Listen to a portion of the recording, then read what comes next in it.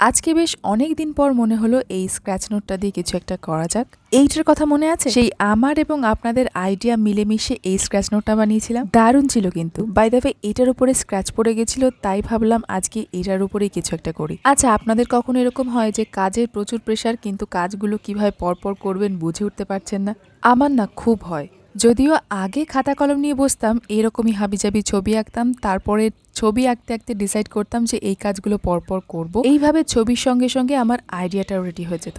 তবে এই স্ক্র্যাচ নোটটা কেনার পর থেকে এটাই আমাকে সঙ্গ দেয়। যেমন ধরুন, আজকে সকালবেলা উঠেই কোথা থেকে কাজ শুরু করব বুঝতে পারছিলাম না, তাই জন্য এটা নিয়ে বসেছিলাম। তারপর দেখলাম এর পেজে একটা ছোট্ট দাগ পড়ে গেছে। তারপর ভাবলাম এই পেজটাতেই আজকে আমার মাথার মধ্যে জমিয়ে রাখা কাজগুলোর প্যাঁচগুলো আঁকবো।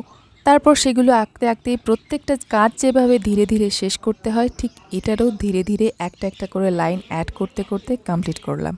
আর এটা কমপ্লিট হতেই শুরু হয়ে গেল আমার কাজ। প্রথমে তো ঘরদোর ঝাড় দিয়ে নিয়ে নিচে গেছিলাম রান্না করতে, বাট শাশুড়িমা বললেন আজকে রান্না উনিই করে দেবেন, তো আমার আর কি মজাই মজা। নতুন কিছু ব্লাউজে অল্টারেশনের প্রয়োজন ছিল, তো সেগুলো করলাম। তারপর ছেলেকে নিয়ে স্কুলে গেলাম। স্কুল থেকে এসে ঘরের অনেক দিনের জমানো একটা কাজ, সেটা হচ্ছে ফার্নিচারগুলোকে এদিক ওদিক করা।